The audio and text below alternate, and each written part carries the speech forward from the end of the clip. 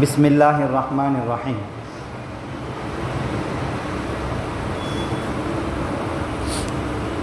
عن ابن عمر رضی اللہ تعالی عنہما، حضرت عبداللہ بن عمر رضی اللہ تعالی عنہما سے روایت ہے، ان رسول اللہ صلی اللہ علیہ وسلم قال، کہ رسول اللہ صلی اللہ علیہ وسلم نے ارشاد فرمایا، من افر الفرا ان یری الرجل عینیہ ما لم تریا، سب سے بڑا جھوٹ یہ ہے کہ کوئی شخص اپنی آنکھوں کو وہ چیز دکھائے جو اس کی آنکھوں نے نہیں دیکھا۔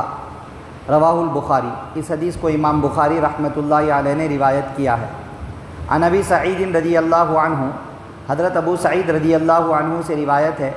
عن النبی صلی اللہ علیہ وسلم قال، کہ نبی صلی اللہ علیہ وسلم نے ارشاد فرمایا، اصدق الرؤیا بالاسحار، کہ سچے خواب سحر کے وقت ہوا کرتے ہیں۔ رواہ الترمذی والدارمی، اس حدیث کو امام ترمذی اور امام دارمی رحمہم اللہ نے روایت کیا ہے۔ آج کی درس حدیث میں دو حدیثیں پڑھی گئی ہیں، ان دونوں حدیثوں میں بھی خواب کے تعلق سے ایک دو تین باتیں بتلائی گئیں۔ بڑا جھوٹ یہ ہے کہ آدمی اپنی آنکھوں کو وہ چیز دکھائے جو اس کی آنکھوں نے نہیں دیکھا، مانے خواب نہیں دیکھا لیکن لوگوں سے بیان کر رہا ہے کہ اس نے ایسا خواب دیکھا ہے، جھوٹا خواب بیان کر رہا ہے۔ یہ بہت بڑا گناہ ہے، بہت بڑا جھوٹ ہے، جھوٹوں میں بھی سب سے بڑا جھوٹ، بہت بڑا گناہ ہے۔ اس لیے جھوٹا خواب ہرگز بھی نہیں بیان کرنا چاہیے۔ نہیں دیکھا رسول اللہ صلی اللہ علیہ وسلم کو خواب میں، لیکن بیان کر دیا کہ میں نے خواب میں رسول اللہ صلی اللہ علیہ وسلم کو دیکھا ہے، جھوٹ۔ بعض لوگ ہوتے ہیں، کبھی کبھی دو چار دوستوں کی محفل جم گئی، خوابوں کا تذکرہ چل پڑا، ایسے ہی ہوتا ہے نا محفلوں میں، ایک بات چل پڑی تو سب آپس میں اپنے اپنے قصے شروع کر دیتے ہیں، ایک مزاج ہے انسانوں کا۔ ایسے ہی خوابوں کا تذکرہ چل رہا، کسی نے وہ بیان کر دیا، یا دو چار ساتھیوں نے یہ بیان کیا کہ بھئی میں نے رسول اللہ صلی اللہ علیہ وسلم کو دیکھا ہے۔ اب یہ سوچتا اتنے لوگ بیان کر رہے، میں بھی کیا تو بھی بیان کر دینا، جھوٹا خواب بیان کر دے رہا، گناہ ہے۔ کسی بھی ٹائپ کا جھوٹا خواب بیان، جھوٹ ہی گناہ ہے۔ پھر خواب بھی جھوٹا،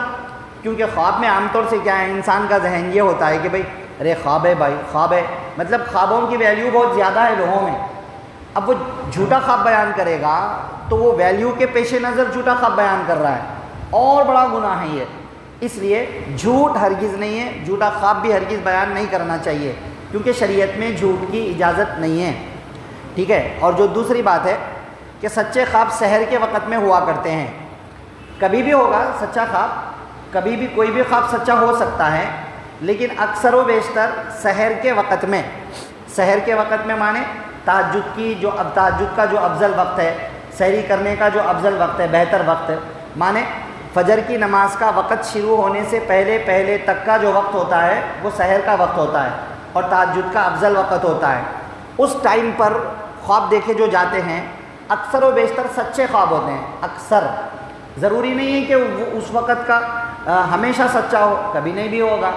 اور یہ ضروری نہیں ہے کہ اس کے علاوہ کا سچا نہ ہو، اس کے علاوہ کا بھی سچا ہو سکتا ہے۔ کبھی فجر کی نماز پڑھ کے لیٹ گیا، وہ وقت میں خواب آ گیا،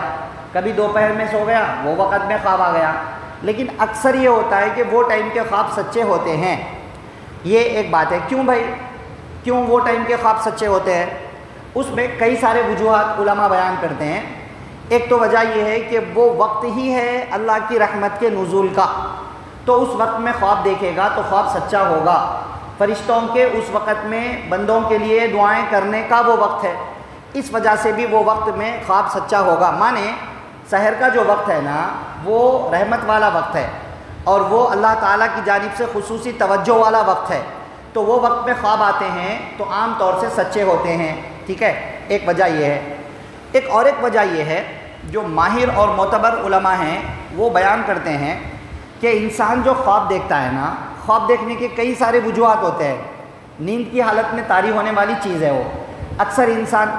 سو گیا، کام کرتے کرتے سو گیا، سوتے ہی وہی فکر ابھی اس کے دماغ پہ حاوی رہتی ہے، تو وہی فکر خواب کی شکل میں اس کو نظر آتی۔ اور ایک حکیم صاحب بتلا رہے تھے، معتبر ماہر عالم دین بھی ہیں، بڑے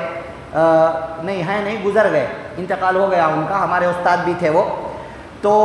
بڑے ماہر اور خوابوں کی تعبیر بھی اچھی دینے والے، اور حدیث کی کتابیں پڑھایا کرتے تھے۔ تو وہ ایک مرتبہ بتلا رہے تھے، حکیم بھی ہے وہ،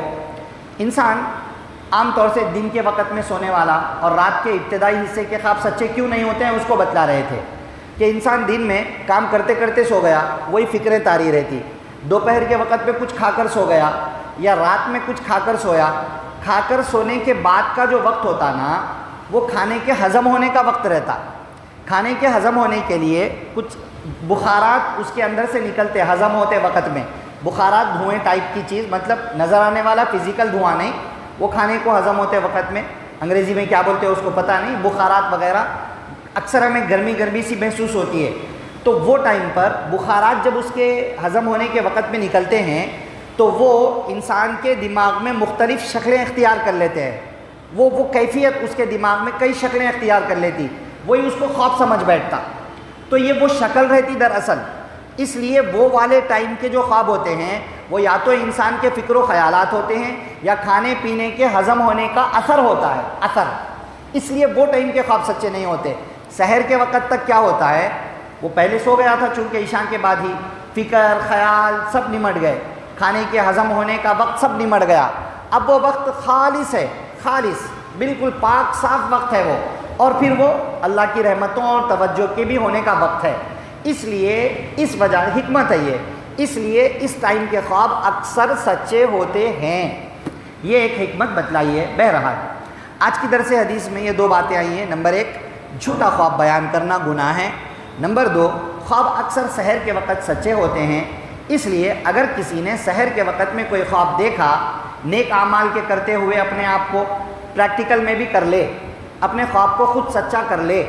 نہیں بھی ہوا، اگر ڈراؤنا خواب دیکھا، پریشان کن خواب دیکھا، وہ ٹائم پہ اکثر سچے ہوتے ہیں، لیکن اس سے بچنے کے لیے کیا کرنا ہے، وہی حدیثوں میں بات ہے کہ کسی کو بھی بیان مت کرو، اور 3 مرتبہ تھوک دو لیفٹ سائڈ میں، اور پھر پناہ مانگ لو خواب کے شر سے، شیطان کے شر سے، اللہ اس کو نقصان نہیں پہنچائیں گے۔ اچھا خواب ہے انشاءاللہ سچا ہو کر کے رہے گا، تعبیر معلوم کریں تو بھی ہوگا، تعبیر معلوم نہ کریں تو بھی ہوگا۔ بہرحال یہ 2-4 باتیں آج کی درس حدیث میں ذکر کی گئی ہیں۔ اب خوابوں کا چیپٹر مکمل ہو چکا ہے، اب آگے سلام، آداب، اخلاق، اس طرح کی حدیثوں کا سلسلہ انشاءاللہ کل پرسوں سے شروع ہوگا۔